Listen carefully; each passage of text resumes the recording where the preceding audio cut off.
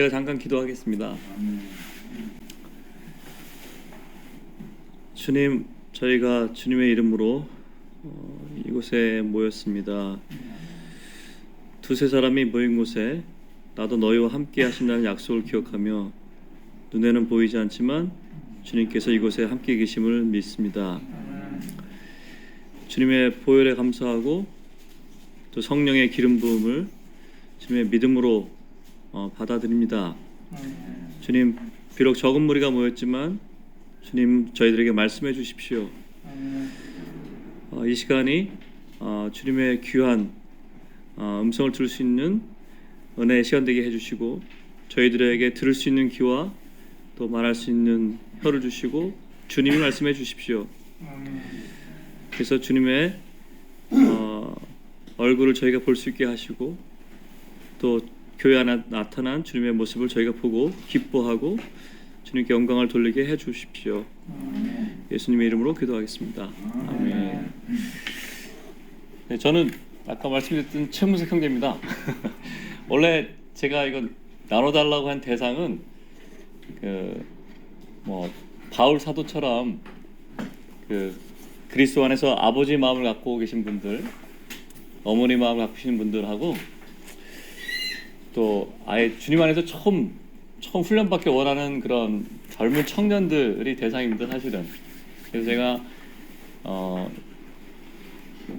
어떻게 하면 다음 세대를 세울 수 있을까에 대해서 또 다른 또 청년들한테 어떤 거를 하면은 도움이 될까라고 좀 소개해달라고 부탁하신 분이 있어서 제가 이제 한 5, 6년 전에 젊은 청년들이 읽으면 좋겠다라고 생각하고 번역한 책이 있습니다.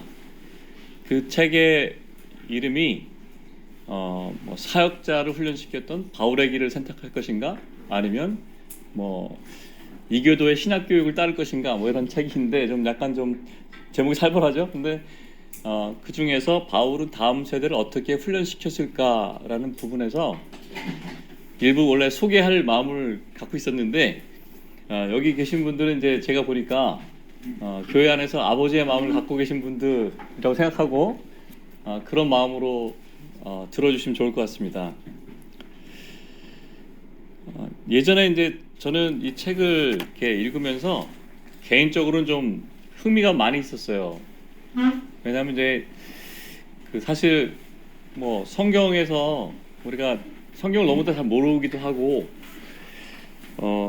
저도 여기서는 저를 젊은이 들지만 벌써 이제 20대 주님의 갈망을 알고만 교회를 알면서 이제 주님께 배워야 된다고 생각했지만 어떻게 해야 될지 몰랐거든요. 뭘 어떻게 해야 될지 몰랐는데 근데 이제 이 책에 그런 게 있었어요. 젊은 사역자들, 주님 안에서 교회 일꾼이 세워지는 과정들, 또 주님을 추구하는 거에 대한 그런 약간 흔적이 있어가지고 기회가 되면 한번 나눠보고 싶다 그래가지고 번역했던 책인데 이 책들이 이제 요즘엔 이 저자가 진 에드워드라는 분인데 이 책을 저희가 접했을 때는 그 책이 한국에 별로 나와 있지 않았거든요. 요즘에 알게 된 사실인데 거의 다 한국어 다 번역이 됐더라고요. 얼마 전에 그 책을 번역한 형제님도 만나 뵀는데 그래서 지금 나누려는 제가 번역한 책도 이미 그분이 번역을 하셨어요. 그 이름으로. 그래서 제가 원래 다른 제목으로 했다가 그분이 쓰신 제목으로 이렇게 소개한 거예요. 그래서 아무래도 이제 한국에 그런 책들이 나오니까 좀 자유롭게 얘기할 수 있지 않을까 하는 생각이 듭니다. 왜냐하면 일반 제도권 교회 내에서 사역자들이나 이런 목사님들 이런 분들이 생각할 때는 받아들일 수 없는 내용도 많이 있거든요, 그 안에. 그래서 그래도 아무튼 이런 책들이 나왔으니까 좀 더 편하게 얘기를 해도 되지 않을까 이런 생각이 좀 들고요. 그리고 이제 오늘 분량은 얼마 안 되는데 제 마음의 소망은 책만 소개하고 끝나면 너무 허망하잖아요. 이 시간 동안 주님의 은혜가 있는 시간이 되었으면 좋겠습니다. 그리고 여기 계신 또 평생을 주님께 순종하고 따라오시고 그러신 분들, 아버님, 어머님 같은 분들 주님께서 위로해 주셨으면 좋겠다는 생각도 있고요. 그래서 그러면 한번 시작해 보겠습니다. 바울은 다음 세대의 젊은이들을 훈련시켰습니다. 자신이 주님께 부여받은 부담도 있었고 비전도 있었는데 그 신앙의 유산으로 다음 세대한테 다 물려준 거죠. 그리고 성령의 부담을 그 바울을 통해서 받은 그 다음 세대들도 그 바울의 바톤을 물려받고 교회 다음 사역자로 또 세워졌습니다. 그리고 교회에서 기둥 같은 역할을 했고 또 다음 세대를 또 세웠죠. 그게 이제 이렇게 해서 여기까지 온 거죠. 저기까지 교회의 유업이. 저는 이 책이 너무 흥미로웠습니다. 근데 혹시 만약 이런 주제에 관심 있는 분들은 아까 말씀드린 번역된 책들이 있는데 뭐 시중에 이야기 사도행전이나 뭐 이야기 갈라디아서, 뭐 이야기 로마서 같은 그 사도행 내용을 좀 풀어낸 책들이 있습니다. 그래서 제가 이게 나중에 정리되면 또 다른 분들이 또 들으실 수 있기 때문에 청년들 같은 경우는 좀 읽어봤으면 좋겠다는 마음에서 이렇게 말씀을 제가 드리고 있습니다. 그러면 제가 이해한 대로 제 목소리를 한번 설명을 해보겠습니다. 우리는 예수님이 훈련시킨 12명은 다 알고 있습니다. 이름도 다 아시죠, 그죠? 어떤 사람이었는지 특성이 어떤지도 다 아시잖아요. 근데 이 12제자들은 약 3년 반 동안 주님과 함께 다니면서 같이 먹고 같이 자고 걸어 다니면서 주님께 배웠습니다. 뭐 안식일에 뭐 이렇게 밀을 뭐 까불르다가 걸려서 또 문 얘기도 들었고, 그죠? 어떤 때는 누가 크냐 뭐 이러면서 서로 시기하고 싸우기도 하고 그러면서 말입니다, 그죠? 어떤 때는 이렇게 예수님이 나눠주라니까 떡도 나눠주고 나중에 12광주리도 걷기도 하고 뭐 7광주리 걷기도 하고 그러면서 서로 싸우면서 이렇게 예수님한테 배웠습니다. 근데 혹시 아마 여기 계신 분들은 성경을 다 잘 아시는 분이라서 바울이 훈련시켰던 사람들 이름 혹시 기억하시는 분 계신가요? 네, 8명이라고 하는데 아마 이제 이게 딱 여쭤보면은 디모데, 디도는 이제 성경에 있잖아요. 그다음에 에바브라 디도. 근데 제가 이제 이름을 이렇게 하나씩 말씀드리면 아, 그 사람도 그랬어 이렇게 생각하실 거예요. 제가 한번 읽어드리겠습니다. 좀 이따 읽어드리고요. 아무튼 바울도 그 주님이 하셨던 것처럼 함께 데리고 다니면서 훈련시켰던 젊은이들이 있었습니다. 8명을 훈련시켰고 나중에 한 명이 더 이렇게 추가돼요. 그게. 근데 이제 바울이 그 젊은이들을 훈련시켰던 방식하고 예수님이 제자들을 양육했던 방식하고 똑같습니다. 거의 놀랄 만큼 아주 비슷해요. 근데 그런 사실들을 우리가 성경에 이제 우리 성경이 제본돼 있잖아요. 이게 제본돼 있는 순서대로 성경을 읽으면 우리 바울이 누구를 훈련시켰는지 누가 바울에게 훈련받았는지 알아낼 방법이 거의 없습니다. 우리 급한 게 너무 많기 때문에 그런 걸 세세히 볼 수 있는 볼 수 있는 분량 있는 분이 별로 없는 거죠. 이제 아시는 분도 아시겠지만 그 성경을 제본할 때 신약 성경을 제본할 때 바울 서신이 쓴 순서대로 제본된 게 아니고 성경이 분량이 제일 길은 로마서부터 해가지고 제일 작은 빌레몬서 순으로 이렇게 순차적으로 이렇게 제본했습니다. 그래서 아마 이제 이것들 그렇게 다른 의미를 해석하신 분도 있어요. 로마서의 진리가 해결이 돼야 그 다음에 진리로 나가고 뭐 이렇게 말씀하시는 분도 충분히 의미가 있다고 생각합니다. 근데 어쨌든 제본된 순서대로 성경을 읽어 나가다 보면 어떤 맹점이 있냐면 성경에 기록된 연대기하고는 안 맞습니다. 그래서 제본된 순서가 아니라 바울이 왜 그 서신을 그때 써야 됐는지, 그 대상한테 쓸 때 그 배경은 뭐였는지, 이유가 뭐였는지 그거를 알 수만 있다면, 또 우리가 또 바울이 서신을 쓰신 대로 그 성경 읽을 수만 있으면 그 사도행전하고 서신서가 오버랩되면서 그 중간에 그 행간에 숨어있던 그 시대를 살았던 사람들의 면면을 이제 그려볼 수 있습니다. 이 사람은 이렇게 지내왔구나. 예를 들어 디도 같은 경우는 여기 때부터 40년 동안 이렇게 지내왔구나. 뭐 이렇게 할 수 있겠죠. 그래서 이제 저 같은 경우는 혹시 주변에 그 성경에 관심 있는 젊은이가 요즘 많지 않은데 관심 있는 젊은이가 있다면 만약에 이제 그들이 기본적인 공과를 배우고 뭐 침례받고 성경을 좀 제대로 좀 읽어봐야겠다 이런 사람이 있으면 그 사도행전에 있는 배경하고 신약 그 서신서 순서들을 이렇게 알려줘가지고 바울이 서신서 쓴 순서대로 사도행전 읽으면서 맥락에 맞게 읽으면 이 전체 스토리처럼 쭉 이렇게 파노라처럼 쫙 펴질 수가 있거든요. 그렇게 읽어나라고 좀 권하고 싶습니다. 그래서 그렇게 성경을 읽으면은 성경에 있는 인물들이 이제 막 드러나 보이는 거죠.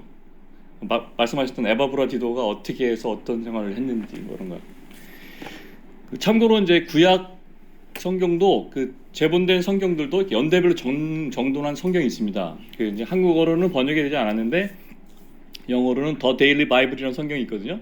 그래서 창세기부터 이제 말라기까지 성경의 그 흐름대로 이렇게 편집해 놓은 거예요. 그러니까 사무엘 상에 있는 말하고 시편하고 이렇게 연결이 되고 이렇게 이쪽 배경에 뭐 때문에 시편을 썼는지, 그다음에 이제 학계 선지자가 말할 때 그때 배경은 뭐였는지 이렇게. 그러면 성경이 왔다 갔다 하면서 이것도 알고 했는데 이렇게 매치가 잘 안 되는데 그렇게 읽으면 성경이 이제 파노라마처럼 쭉 읽을 수 있습니다. 그래서 아직 제가 한번 해본 생각인데 아직 한국어로 번역은 안 돼 있어가지고 그러니까 모든 분들이 다 못 보시니까 이제 기회가 되면 성경 읽기 연대기 연결표 이런 거 하나 만들어 볼까 생각하고 있습니다. 그래서 학계 여기 읽고 그다음에 에스라 읽고 에스라 여기서부터 뭐 스가랴 읽고 뭐 요거 끝나면 뭐 이렇게 그럼 순서대로 그리고 역사 흐름을 쭉 볼 수가 있으겠죠. 아 이거 어른들 앞에 계시니까 좀 떨리네요. 아 그럼 이제 그 분위기도 좀 전환할 겸 그 사도 바울한테 훈련받은 사람 다시 한번 맞춰볼까요? 8명? 한번 해보시죠. 아까 에바브로디도 나왔고요. 디도 디모데까지 나왔나요? 또 누가 있죠? 아닙니다. 땡. 네. 두기고. 네, 얼핏 생각이 안 나요. 이게 왜냐면 너무 급한 게 많았기 때문에 이 사람들을 챙겨볼 여유가 없었거든요. 제가 이름 대면 다 아실 거예요. 가이오. 옛날 번역에는 식주인 가이오 이런 말도 있었는데 교회 식주인 가이오. 그래서 저는 예전에 제 소망이 저는 교회 식주인이 되야겠구나. 밥 해준 사람 되고 싶다. 이게 제가 소망이었어요. 아리스타고, 세군도, 소바더, 그리고 드로비모입니다. 이렇게 기라성 같으신 분들도 기억이 안 나잖아요. 제가 조금 자신을 얻어도 되겠네요. 아주 편하게 하세요. 네, 저는 원래 잘 편하게 잘합니다. 너무 좋은데. 그게 다 아시는 이름들인데, 제가 이렇게 이름 불러드리면 이 사람이 사도 바울한테 받은 그 다음 세대야? 이렇게 느끼실 거예요. 근데 이 말씀하신 것처럼 이 8명에다가 나중에 에바브라 디도라고 불리는 사람이 합류합니다. 그 성경을 자세히 읽어보면 영어 성경에는 에바브라 디도를 부를 때 사도라고 표현되어 있습니다. 사도. 그러니까 사도란 말이 그 원래 원어에는 그 보내심을 받은 자잖아요. 그러니까 이런 것에서도 좀 이렇게 새로운 관점으로 주의를 환기시킬 수 있을 것 같아요. 자, 그러면 이제 한번 생각을 한번 해보시죠. 예수님이 계실 때는 예수님 제자들 불렀습니다. 이렇게. 네, 기도하시고 나서 12명을 임명하셨죠. 이렇게. 근데 이제 주님이 더 이상 육체로 계시지 않는데 12대자처럼 주님한테 받은 그런 훈련을 받고 싶으면 그 주님의 사역자가 되고 싶으면 주님의 일꾼이 되려면 어디로 누구한테로 훈련받으러 가야 될까요?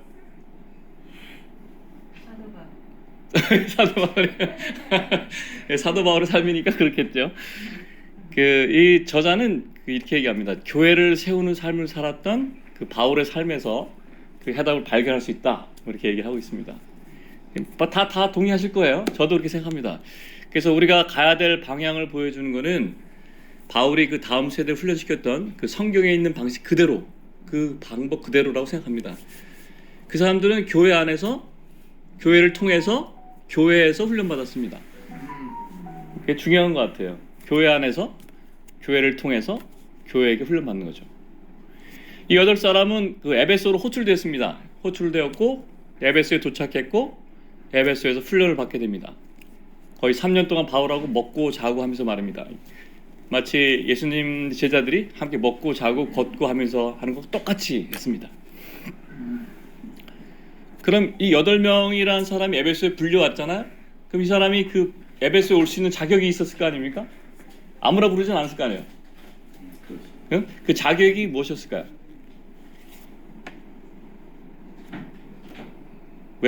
누가 올 수 있었을까요? 지혜로운 사람 불렀을까요? 아니면 그렇지 않을 것 같아요, 그죠? 뭐 요즘 말로 하면 뭐 영어를 잘하는 사람, 뭐 그런 사람 부르지 않았겠죠. 이 8명의 사람들은 에베소에 도착하기 전에 이미 자신들이 있었던 지역에서 교회 생활을 시작했던 사람입니다. 그러니까 이들의 교회 생활이 어땠는지 참 많이 궁금하지 않을 수 없습니다. 우리 초대교회가 어땠는지 많이 궁금하시잖아요. 전 정말 많이 궁금했습니다. 얼마나 그 초대교회라고 말은 들었는데 얼마나 놀라웠을지 뭐 진짜 에베소서에 나온 것처럼 그런 영광스럽고 흠모할 만한 아름다운 그런 막 그런 뭐 점도 흠도 없고 그런 교회인지 아니면 그 박해가 있었을 수도 있으니까 아직 박해가 막 시작되진 않았겠지만 그 있었잖아요. 그래서 얼마나 힘들었을지 이게 부활 생명이 막 넘쳐 흘러가지고 생명이 막 기쁨이 막 충만했는지 아니면 진짜 뭐 강도를 피하고 뭐 바다의 위험과 뭐 파선의 위험과 바울처럼 그런 위험의 연속들이었을지 아직 상상이 잘 되진 않지만 저희들이 이제 주님 안에서 살아온 시간들 있지 않습니까? 제가 여기 제일 어린데 저도 한 30년 지나갔단 말이에요. 여기 어른들은 더 많이 들어오셨지 않습니까? 근데 살아오신 생활을 생각해 보면은 확실한 건 쉽진 않으셨죠?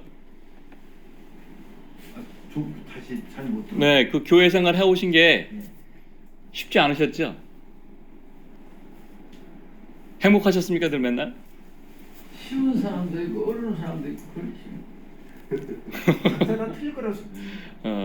아마 이제 웃으시지만 그 얘기 웃는 얘기 의미를 들으려면 한 일주일은 해도 못 들을 겁니다, 그죠? 그 얘기들이 무슨 말 의미하는지. 제가 제 인생만 생각해봐도 주님 안에서 보낸 시간들 생각해보면 쉽지 않았어요. 쉽지 않죠. 아는 것도 없고 뭐 성경이 무슨 말씀을 하시는지 잘 모르겠고. 어쨌든 그 성령을 따라서 그 매일 교회 생활을 살아내면서 그 자기 체험 속에서 주님을 배워가고 교회를 배워가는 것이 이들이 그 사역자로서 또 자격을 갖추는 것과 동시에 이들의 훈련의 그 연속 과정이었습니다. 요즘에 이제 신대원 신학대학원에 그 지원서를 내려면 저도 한번 내본 적이 있어요. 옛날에 지원서를 내보려면 그 소명서를 작성하는 게 있어요. 소명서. 하나님께서 당신을 사역자로 어떻게 부르셨습니까? 당신의 소명은 무엇입니까? 이렇게 쓰는 게 있거든요. 그럼 이 8사람을 사역자로 부르신 그 부름은 어땠을까요? 성경에서 혹시 기억나십니까? 이 사람도 어떻게 불렀는지? 기억하시기 쉽지 않습니다. 왜냐면은 디모데는 부르심 받은 게 나와 있거든요, 성경에. 근데 다른 사람들은 기록이 안 돼 있어요. 그러니까 알 수가 없죠, 우리가. 그런데 이제 아까 말씀드렸듯이 우리 체험을 한번 생각해 보면 주님께서 이제 우리를 처음 만나 주실 수도 있죠, 그죠? 우리를 처음 부르셨을 때, 그래서 영원한 속죄, 뭐 그리스도와 연합한 죽음과 부활, 뭐 이런 걸 우리의 눈을 확 열어 주셨을 때 있잖아요. 그리고 새 창조 안에 한 사람, 뭐 그리스도와 교회에 대한 비밀 이런 걸 알려줬을 때 어떠셨나요? 저는 너무너무 감동을 해가지고 막 어떻게 표현할 수가 없었습니다. 잠을 잘 수가 없었어요. 또 그 회복의 책들 있잖아요. 뭐 영적인 바벨론에서 우리를 영문 밖으로 나와라 뭐 이런 메시지가 들릴 때 하나님이 정하신 기초가 있는데 유일한 기초인 그리스도 위에서 하나님의 이름을 두신 그 영적 예루살렘에 돌아가서 하나님의 집을 건축하러 가자 뭐 이런 얘기 들었을 때 말이죠. 거기 소선지서에 나온 그 남아 있는 자들을 불렀을 때 그 부르심을 들었을 때 말입니다.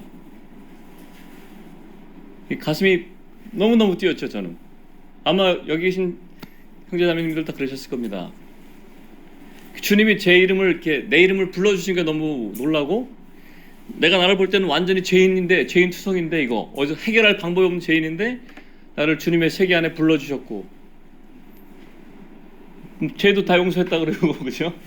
옛사람도 죽었다고 그러셨는데 어떤 때는 믿어지고 어떤 때는 믿어지지 않지만 정말 주님이 성경에 나와 있는 예수님, 그 주님 같은 분이 있다면, 우리가 주위에서 보는 그 사람들이 말하는 예수님 말고 성경에 나와 있는 그분이 나를 불렀다고 생각한다면 그런 부르심이 있으면 따를 수밖에 없지 않겠습니까? 아마 이 8명도 어쩔 수 없이 하늘에서 부르신 그 부름과 비전에 순종할 수밖에 없었을 겁니다. 가슴이 뛰었겠죠, 우리처럼.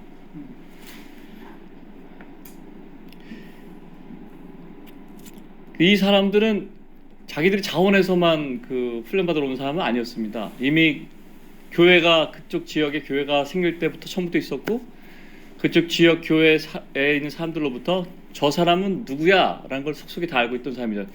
저 같은 사람, 뭐 이게 뭐 아빠는 누구고 엄마는 누구고 옛날에 그런 헛소리 했고 그런 거 다 들었을 거 아닙니까? 쟤는 말이 틀렸어. 진리에서 벗어났어. 이럴 수도 있고요. 쟤는 이단에 빠졌나? 뭐 이럴 수도 있습니다. 근데 이 사람들은 어쨌든 교회에서 인정을 받았습니다. 먼저 교회에서 인정을 받고 나서 바울이 부를 때 간 거죠. 짐을 싸고 집을 떠나서 에베소를 향해 출발합니다. 그 에베소에 가서 그러면 어떻게 했느냐? 에베소에 도착했을 때 그들은 이미 주님 안에서 교회를 세우면서 모든 인생의 그 뭐랄까요? 모든 산전수전 공중전 다 겪은 한 나이 많은 한 사람을 만나게 됩니다. 그 바울이라는 사람이죠. 젊었을 때는 하나님을 섬기겠다고 예수님 이름 부른 사람을 잡아 죽였던 그 사람, 자기 안에 갖고 있는 모든 지식이 쓰레기 같아서 다 버리고 온 그 사람, 광야에서. 그리고 다시 자신이 한 과거 때문에 형제들에게 받아들이지 못할지도 모르겠다는 그 두려움을 갖고 있던 그 사람, 뭐 언변에 능하지도 않고, 그죠? 뭐 몸도 별 볼이 없지만 그 갑자기 하늘에서 그 모든 계시가 열렸을 때 그 가슴에 심장에 그 불덩이를 안고 있던 이 사람, 자기가 정말 죽을지언정, 그 고린도에 있는, 그죠? 정말 죽을지언정 돈 하나 안 받고 자기가 다 자기 거 다 자기 삶을 세우고 또 다른 제자들까지 다 챙겼던 그 사람, 이 사람을 만나게 됩니다. 바울은 고린도전서 4장에서 이런 말 하죠. 그리스도 안에 일만 스승이 있으되 아비는 많지 아니하다. 요즘에도 많은 스승이 있는 것 같습니다. 그죠?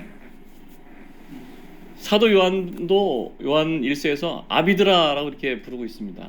교회 안에 아비들이 있는 거죠. 교회 안에 그 아비들을 주신 주님께 감사합니다. 제게도 교회 안에서 그 아버지 같은 또 어머니 같은 많은 분들이 계셨습니다. 제 인생에. 교회 안에 아버지 어머니 같은 분들한테 은혜도 많이 있고 사랑도 많이 있고 어떤 때는 속도 세기고 지금까지 살아왔는데, 어떤 때는 어디로 가야 될지 진짜 길도 잃고 빛도 잃고, 차라리 이거 이 길을 왜 시작했을까, 아무것도 몰랐으면 더 낫겠다 이거. 근데 세상으로 가지도 못하고 종교 안에서 만족할 수도 없고 막 이럴 때도 있었고, 막 어떤 때는 주님이 주신 막 성경 보다 너무 기뻐가지고 혼자 막 미친 사람처럼 막 이렇게 와 이게 뭐야 막 이러면서, 어떤 때는 형님들이 또 어떤 때는 누님들이 진짜 저로서는 도저히 갚을 수 없는 많은 은혜를 주셨어요 저한테. 그래서 저도 마음에 그런 소망이 있는 거죠. 내가 받은 이 사랑을 흘려주리라. 언젠가는 다음 세대가 있다면 넘겨주셨으면 좋겠다. 여태까지 제 삶 속에 그런 은혜를 베풀어 주셨던 아버지 어머님들, 그런 분들 생각하면 참 너무 감사합니다. 주님께서 저는 갚을 수 없지만 이미 많이 지나고 또 어떤 분 돌아가시고 뭐 그래서, 근데 그 주님께서 그분들 100배로 갚아주셨으면 좋겠습니다. 아마 여기 계신 분들도 다 그런 분도 있었을 거예요. 내 인생의 아버지, 내 인생의 멘토, 이름은 어떻게 부르시던지 말이죠. 그럼 다시 에베소로 가서 바울이에게 젊은 친구들이 왔습니다. 8명 왔는데 뭘 가르쳤을까요? 바울이 뭐 조직신학이나 뭐 교회론, 종말론 뭐 이런 거 가르쳤을까요?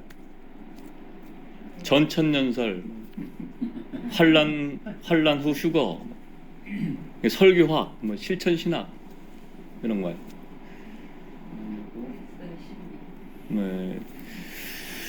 아마 아니었겠죠? 예수 그리스도를 가르쳤죠. 그렇겠죠. 네. 그리고 3년의 시간이 지났다고 생각해 봅시다. 3년이 지났습니다. 이 사람들이 훈련 다 받았어요, 바울한테. 그러면 이들은 뭘 했을까요? 사역자로서 훈련이 다 끝났을까요, 이들한테?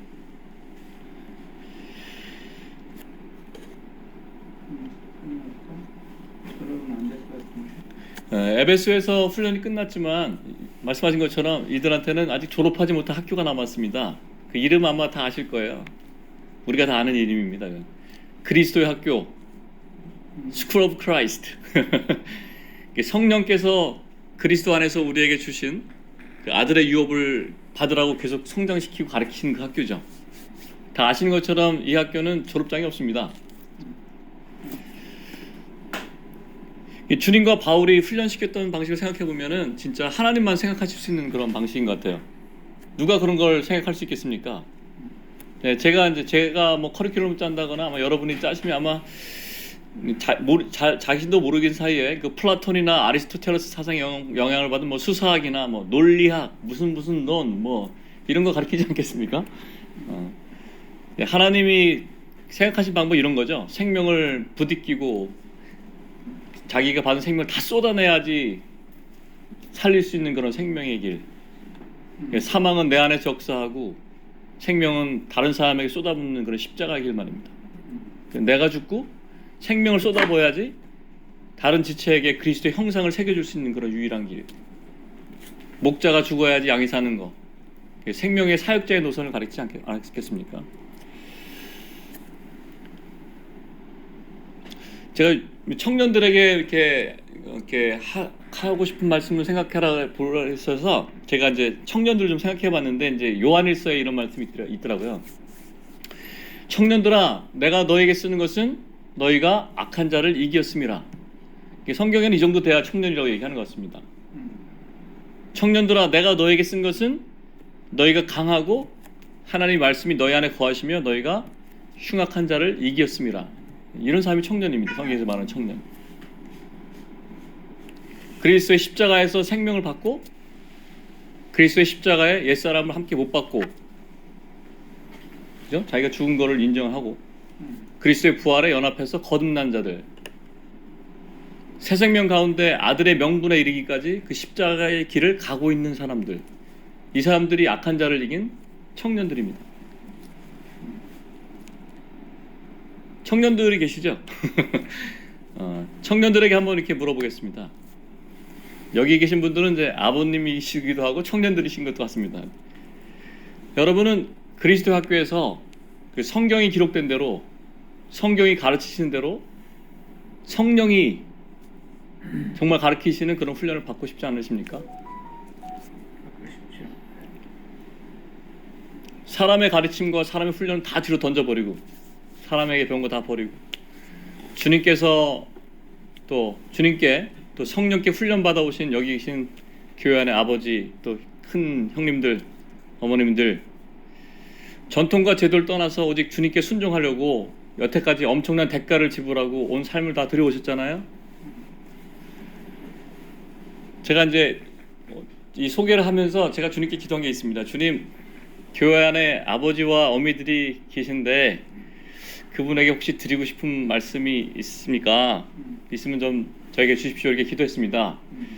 제가 아까 처음에 모두에 말씀드렸듯이 이 말씀을 들으면서 그냥 책 소개만 하고 끝나고 싶지 않았거든요. 그럼 얼마나 그 허망합니까, 그 시간이. 그래서 저 마음속에 여기 계신 형제자매님들 주님께서 위로하셨으면 좋겠다 생각하고 격려하셨으면 좋겠다고 생각했습니다. 그때 이 말씀을 저한테 주셨습니다. 잘 아시는 말씀이에요. 제가 읽어볼게요.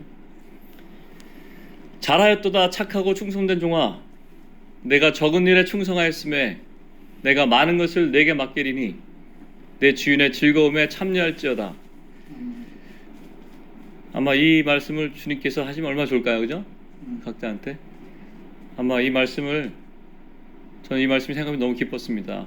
아마 우리는 우리 자신이 너무나 연약하고 꼬라지가 이상하고 형제들과 싸우고 이제는 얼굴도 안 보고 교회를 이룬 것 같지도 않고 이렇게 보일지 모르지만 우리 계신 분들이 다 지불한 대가 하나하나, 그 소자에게 작은 물 한 컵 준 것도 잊어먹지 않는다고 하셨잖아요, 주님께서.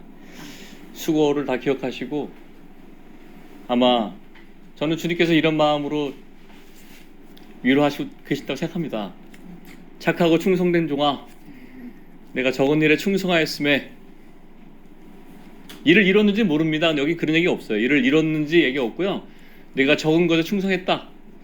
저 이 말씀에 아멘하고 저도 주님께 이 말씀을 들을 수 있기를 간절히 바란 마음입니다. 오늘은 바울이 훈련시켰던 8명 중에 한 명만 알아보겠습니다. 디도에 대해서만 잠깐 소개하고 마칠 생각입니다. 디도는 대략 서기 43년 정도에 처음 등장합니다. 43년. 디도의 고향은 시리아의 수도였던 안디옥이었습니다. 디도는 그리스인이었고 당시 헬레니즘 문화권에 살았습니다. 원래 그리스 신들 섬겼고 헬라어를 말했고 헬라어 사상교육을 받았습니다. 그러니까 이교도였던 거죠. 우리와 똑같은 이교도입니다. 요즘 아이들이 그 팔에 문신을 하고 이렇게 힙합 음악을 듣고 막 랩을 따라하면서 고개 흔드는 거 한번 생각해 보십시오. 이렇게 막 끔찍하시죠? 근데 세상 문화가 휩쓸고 있던 그곳에 바로 그런 시대에 이 사람이 살고 있었습니다.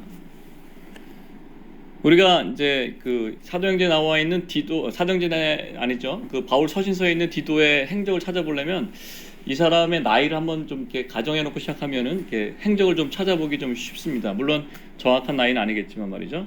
그래서 디도의 나이를 한번 가정해 보면 오순절 때 디도의 나이를 한 4살 정도로 가정하고 한번 시작해 보겠습니다. 4살. 그렇게 되면 서기 43년에서 44년, 그 시실리아로부터 바울과 바나바가 안디옥에 도착했을 때 아마 디도의 나이는 17에서 18 정도 됩니다. 아마 제 아들이 이제 17인데요. 그 정도 되는 나이죠. 안디옥에서 교회를 세운 건 아마도 바나바였을 것 같습니다. 근데 혹시 바나바가 아니었다 하더라도 바나바가 그 안디옥 교회가 세워지는데 큰 일을 했다는 것은 뭐 의문의 여지가 없습니다. 이 에클레시아에 주님께서 이렇게 받아들인 사람들 중에 이 할례 받지 않는 그리스인 청년 디도가 등장합니다. 그러니까 예루살렘에 있는 교회에 만약에 디도가 있었다면 난리가 났을 거예요, 그죠? 할례 받아야 되고 율법 지켜야 되고 막 그랬을 겁니다, 막 그죠? 근데 이제 이 에클레시아 안디옥에 나와 있는 이방인의 교회들, 이방인의 생긴 교회의 첫 모습에 이 디도가 등장하는 거죠. 성령께서 이 디도란 사람을 일부러 딱 찍으신 것 같습니다. 17살이었을 때 서기 43년에 안디옥 교회가 시작하는 것을 디도는 목격합니다. 주님의 생명이 표현되기 시작한 그 현장에 처음부터 교회 생활의 생생한 체험 가운데 처음부터 있었습니다. 그러니까 시작을 목격한 거죠. 교회 생활이라고 불리는 체험만으로 이 교회에 다니는 게 아니고 이 에클레시아를 매일매일 살아내는 거였습니다. 훗날 그 사역자로서 에베소에서 훈련을 받을 수 있는 자격 요소들 중에 가장 기본적인 조건을 갖추게 된 겁니다. 그것은 바로 안디옥 교회 생활을 처음부터 한 거죠. 어떤 형제님 말씀하신 것처럼 우리는 자기가 갖고 있지 않는 것, 체험하지 않은 것은 나눠줄 수가 없습니다. 우리가 오랜 생활 동안 교회 생활 안에 있어 온 거, 그것이 사역자로서 훈련받게 된 바로 첫 번째 자격 요건입니다. 디도는 교회 생활에 대해서 생생한 체험을 갖고 있었습니다. 교회 생활에 대해서 어떤 책을 읽고 배운 게 아니죠. 바로 그 교회 생활을 살아낸 거죠. 바나바가 있었지 않습니까? 바나바에게서 많은 걸 들었겠죠. 오순절에서 성령이 부어진 사실, 교회가 탄생한 이야기, 또 육체로 몸을 입지 않으시지만 실제로 몸인 교회를 갖고 계셨던 주님이 행하신 일들, 그 안디옥 교회가 탄생했을 때 바나바가 어떻게 교회를 일으켜 가는지, 주님의 손에 이끌려서 어떻게 교회가 세워져 가는지를 생생하게 보고 있었을 겁니다. 이 디도는 나중에 12사도들을 다 만나게 됩니다. 바나바를 통해서. 바나바가 그 교회에 도움을 주기 위해서 다소로 가서 사울을 데려옵니다. 사울을 데려올 때 이 디도는 그 안디옥 교회에 있었습니다. 바울이 옛날에 교회를 핍박했고 예수 믿는 사람을, 예수 이름 부르는 사람 잡아 죽인 사람이었기 때문에 그 사람이 온다 그랬을 때, 바나바가 사울을 데려온다 그랬을 때 그 안디옥 교회는 아마 엄청나게 시끄러웠을지도 모릅니다. 결국 데려온다는 게 사울이야? 뭐 이랬을 수도 있죠. 응? 오늘 니네가 말씀을 세우는 사람이 그 사람이야? 뭘 듣겠다고 그래? 그럴 수도 있잖아요. 서기 43년부터 47년까지 디도는 바울과 바나바 사이에서 아주 친밀하게 가까이 살게 됩니다. 그 장소에 주님의 십자가를 대신 지고 갔었던 구레네 사람 시몬이 있었죠. 그리고 구레네 사람 루기오도 있었고 마나엔도 있었습니다. 그 5사람들이 기도 모임을 하고 있었을 때 또 그들이 또 성령의 감동을 받아서 금식하면서 주님을 또 섬기고 있었습니다. 그때 성령이 말씀하셨죠. 사울과 바나바는 따로 세우라. 그런 말씀도 전해 듣게 됩니다. 바나바와 바울이 구브로와 갈라디아를 통해서 시리아를 떠날 때 디도도 바로 그 자리에 있었습니다. 서기 49년 바나바와 바울이 고향인 안디옥에 돌아오고 나서 1차 전도 여행에 대한 여정을 이제 설명합니다. 교회에서. 갈라디아 지방에 4개의 이방인 교회 세웠다는 얘기도 들었습니다.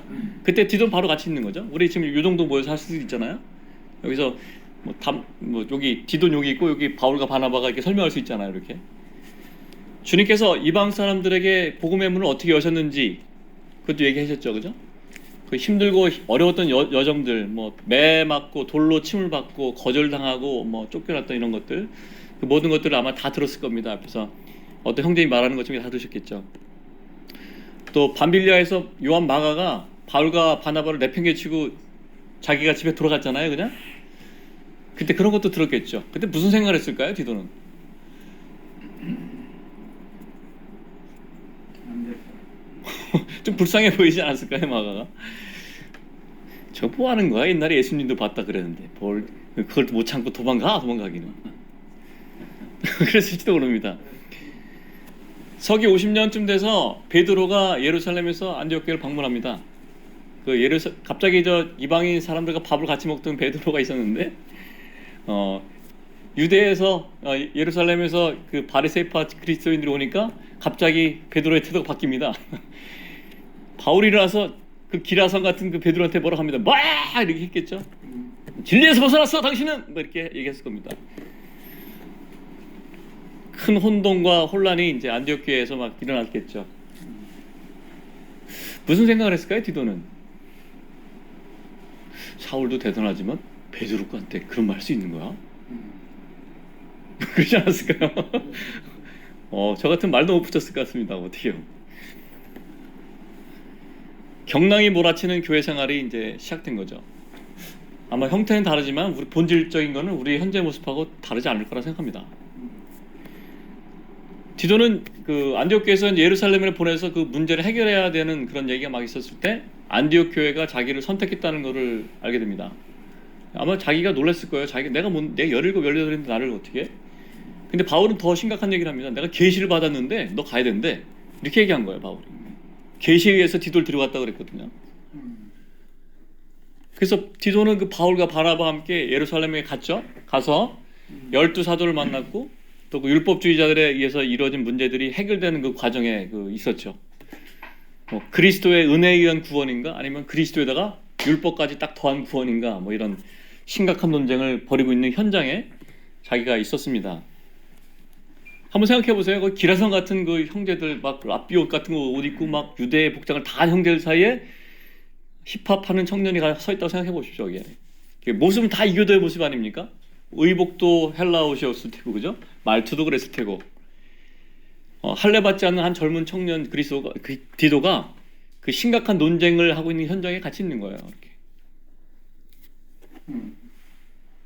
근데 여기서 보죠. 뭐를 보냐? 바울과 바나바가 자신들이 계시로 받았던 진리에 대해서는 하나도 양보하지 않는 걸 봅니다. 그 야고보와 베드로부터 얘기하고 야고보가 딱 정리하잖아요. 예루살렘 회의에서. 아마 그 야고보가 뭐 다윗의 장막이 회복이 어쩌고저쩌고 이래야 때 아마 숨을 죽이고 있었을지도 모릅니다. 그리고 12명의 사도들과 그 예루살렘 장로들 그리고 실라 바울 바나바가 서명하죠. 이방인 교회에 보낸 편지에 서명할 때 디도의 심정은 어땠을까요? 정말요? 심장이 막 멈출 것 같지 않았겠습니까? 이런 디도를 우리가 한번 생각해 볼 필요가 있습니다. 물론 사도행전에 이렇게 디도의 행적은 기록되어 있지 않지만 이런 흐름들이 지나가는 거죠. 안디옥으로 돌아오는 길에 마가 요한도 만나게 됩니다. 그 마가 요한은 아까 잠깐 말씀 나눴지만 디도보다 조금 나이가 들었고 주님도 직접 본 사람이죠. 주님이 말씀하신 거 직접 들었잖아요, 마가 요한. 야고보 죽음도 알고 있었고 베드로가 감옥에서 놓여진 것도 알고 있었습니다. 그리고 첫 번째 바울의 전도 여행도 참여했던 사람이죠. 저라면 많이 궁금했을 겁니다. 마가 요한에 대해서. 제가 한번 생각해봤어요. 만약에 제가 그 디도라면 마가한테 뭐라고 물어봤을까? 저는 이렇게 물어봤을 것 같아요. 아니 주님 잡혀가셨을 때 알몸으로 도망갔다는데 뭐 어떤 심정이었어요? 창피하지 않았어요? 왜 같이 잡혀가지 그래요? 이렇게 했을지도 모르죠.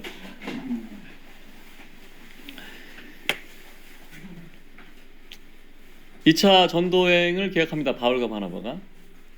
네, 요한 마가를 두고 서로 엄청난 싸움을 하게 됩니다. 심하게 싸우고 결국은 등을 돌리고 떠나가죠. 이렇게.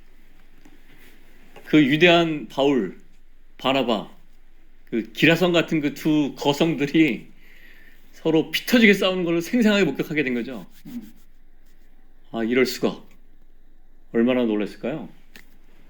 주님의 사랑으로 형제를 사랑하라고 하셨는데 이 기라성 같은 형제들이 피 터지게 싸우고 있습니다.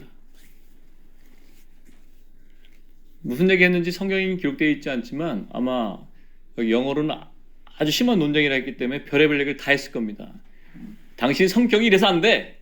뭐 처음부터 똑같아. 일관성이 없어. 이런 얘기 하지 않았을까요? 용서를 해야지 형제를. 형제가 진리에 좀 벗어났다 해도 좀 참아가지고 좀 이따 잘 키워서 데리고 살아야지. 무슨 소리야? 십자가에 죽어 끝났는데. 이렇게 얘기했을 것 같습니다. 저는 잘 모르겠어요. 저 형제는 머리가 있는 형제야, 없는 형제야? 여태까지 가르쳤는데 그게 뭐야? 이런 얘기 할 수도 있겠고요. 우리 밑바닥까지 모든 것이 다 생생하게 막 드러나는 그런 처절한 교회 생활의 실제가 디도의 눈앞에 펼쳐지고 있는 거죠. 아마 요새 말로 멘붕이었을지도 몰라요. 내가 둘 다 사랑하는 형제가 둘이 저래고 싸우고 있는데 어땠을까요, 심정이? 49년 후반에 돼서 로마의 글라우디오 황제가 로마에 2만 명 정도 있던 유대인들을 다 로마 밖으로 나가라고 명령했습니다. 그래서 그 당시에 안디옥 교회에 와가지고 이방인들 할례를 받고 율법을 지켜야 된다 했던 그 유대인 그리스도인들이 갈라디아 지방에 막 태어난 4개 교회에 가서도 자기들 주장으로 그 교회를 막 짓밟으려고 했던 것을 바울이 알게 됐습니다. 그때 디도가 안디옥에 있었어요. 어쩌면 바울이 그 갈라디아서를 이렇게 쓸 때 같은 방에 같이 있었을지도 모릅니다. 물 떠다 주고 커피 한 잔 드세요 이러면서 목이 아프시죠? 뭐 이러면서 그죠? 디도에게 이 갈라디아서를 전달하라고 얘기했습니다. 바울이. 그래서 바울이 쓴 갈라디아 서신을 가지고 디도는 여행을 하게 되죠. 한 번도 가본 적도 없고 한 번도 만나본 적도 없습니다. 자기는. 제가 오늘 이상경제님 처음 뵀는데 처음 알지도 못했는데 일산 하신다 그랬잖아요. 저보고 이제 장인장님이 최본적 형제 갖다 드려. 그러면 일산이 어딘지도 모르고 나는 가본 적도 없고 얼굴도 뵌 적이 없습니다. 근데 그런 분한테 편지를 갖고 가는 거예요. 디도가 몇 살쯤 됐을까요? 19, 20? 그 혼자 그때 여행할 때 그때 차도 없고 그죠? 배도 없고 그때 진짜 막 걸어가고 그랬는데 뭐 바울의 글을 읽어보면은 무슨 강도의 위험과 뭐 야수의 위험과 뭐 이런 게 있잖아요. 무슨 생각을 하면서 그 길을 걸어갔을까요? 어리석도다 갈라디아 사람들아 이런 거 갔을까요? 잘 모르겠죠.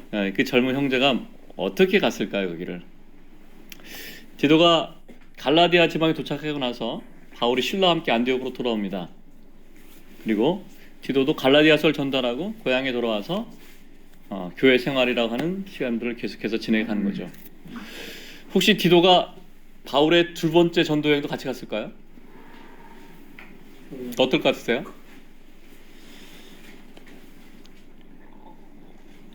사도행전에는 그런 말이 없습니다. 누가의 글에는 형님 안녕하세요. 지금 알아봤습니다. 누가의 글에는 디도의 행적이 나타나 있지 않습니다. 우리가 디도를 알 수 있는 것은 그 바울이 쓴 편지를 통해서만 이렇게 좀 추측해 볼 뿐이죠. 근데 사도행전 13장 1절 이후에 그 바울의 여정에서 분명히 디도는 그 사도행전의 사이에 있었습니다. 기록된 사건들 속에. 하지만 누가가 기록한 사도행전에는 없는 거죠. 한마디도 없습니다. 디도에 대해서. 왜 그랬을까요? 그 중요한 바울의 다음에 유업을 받은 사람인데 분명히 교회 안에 엄청난 사역자였는데 그죠? 장로였고 어떤 때는 사도 역할을 했던 사람 디도. 왜 빼놨을까요? 이런 생각을 해봤습니다. 혹시 자기보다 믿음의 진보가 빠른 것처럼 보이는 형제, 아니면 자기보다 좀 더 중요한 역할을 하고 있는 것 같은 한 형제에 대해서 혹시 잘 모르지만 이 사람이 스스로 자격지심을 갖고 있지 않았을까요? 아니면 영적인 성취에 대한 질투심이나 시기심이 혹시 있었을까요? 아니면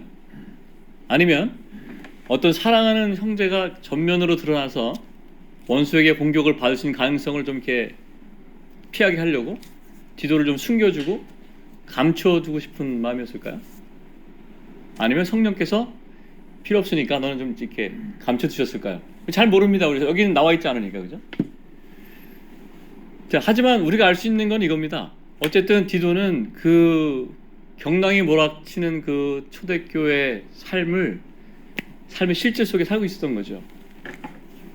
이 초대교회의 그리스도인들은 말 그대로 실제 교회 생활의 실제 속에서 살았던 겁니다. 이런 교회 생활이 에베소에서 훈련받기 위한 첫 번째 훈련 단계였던 거죠. 교회, 표현이 좀 어려운 말인데 교회의 일상적 역동성 속에서 이루어지는 그리스도의 몸을 위한 훈련, 처절한 걸 다 본 거죠. 밑바닥에서부터 모든 것을 다. 서기 50년 이제 거의 다 제가 마쳤습니다. 서기 50년의 봄쯤에 디도의 나이는 24살 정도가 됐습니다. 이게 아까 추정했기 때문에 한 20년 정도 본 거예요. 빨리 짧게, 그죠? 오순절에 4살이었으니까 쭉 해서 24살까지 본 겁니다. 제가 이제 마무리 좀 해보겠습니다. 이제 주 안에서 뭐 여기 계신 분만 아니고 다른 분들한테도 하는 얘기입니다. 청년들에게 질문 하나 드려보고 싶습니다. 혹시 악한 자를 이기신 청년이라고 스스로 생각하시는 분들도 대답해 줘도 되죠. 여러분, 주님을 위해서 훈련받고 싶으십니까? 이미 훈련을 다 받았다 하신 분도 계실지 모르겠습니다. 다 받았어.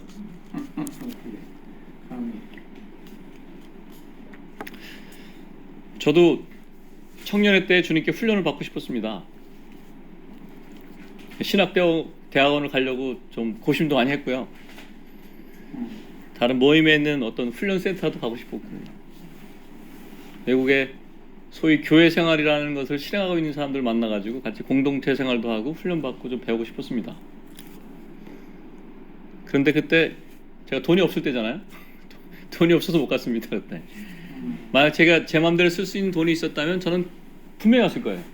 왜냐하면 지난번에 제가 말씀하신 거 들었겠지만 저는 인생에 소망이 없는 사람이라 하나님 안에, 교회 안에 뭐 소망이 있을까 생각하고 그때 막다른 곳에 있었기 때문에 저에게 만약 문이 열렸으면 저는 갔을 거예요.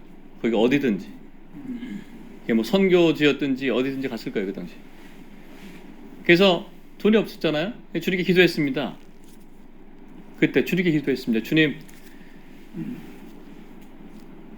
어떻게 살아야 될지, 제가 무엇을 위해서 제 인생을 살아야 될지 그 진로를 향해서 기도하고 있었을 때 그때 주님이 저한테 하신 말씀이 있습니다. 주님이 그때 저한테 분명히 이렇게 말씀하셨습니다. 너는 내게로 와야 된다. 제가 생각할 때 동문서답 같은 주님의 말씀입니다. 저는 신대원을 가고 싶었습니다. 저는 훈련을 받고 싶었어요. 가서 외국어도 배우고 싶었고 저는 사역자로 훈련받고 싶었습니다. 근데 동문서답 아닙니까? 주님, 너는 내게로 와야 된다. 그 음성을 듣고 전 눈물을 참 많이 흘렸습니다. 저 형제님은 부모가 보내줘서 신학대학원 갔는데 뭐 장신대도 가고 뭐 침신대도 가고, 저 형제는 부모가 교회가 서포트 해줘서 훈련센터도 갔는데 너는 내게로 오라니요. 결국 씨름하고 한참 있다가 시간이 좀 지나서 신대원에 진학하는 거나 훈련센터에 가고 싶은 마음을 내려놓고 주님께 기도했습니다. 주님, 저는 어디서 어떻게 훈련을 받아야 되나요? 이런 질문을 했는데 주님 이러십니다. 너는 내게로 와야 된다. 주님 저를 훈련시켜달라니까요. 네, 주님이 그러셨습니다. 알았다 아니다가 아니고 너는 내게로 와야 된다. 이렇게 말씀하셨습니다. 근데 저 오늘 이렇게 이 책을 나누고 있는데도 주님 저한테 그렇게 말씀하신 것 같습니다. 너는 내게로 와야 된다. 아멘. 네, 시간이 다 됐습니다. 진 에드워드가 쓴 말로 마무리하고 마치겠습니다. 여러분, 주님을 위해서 훈련받고 싶으십니까? 네. 교회 생활을 통과하고 살아남으십시오. 다음 단계로 나갈 자격을 얻게 되실 것입니다. 네, 오늘은 여기까지 하겠습니다. 주님의 큰 은혜와 평강이 모든 형제자매에게 함께 하시기를 기도하겠습니다. 아멘.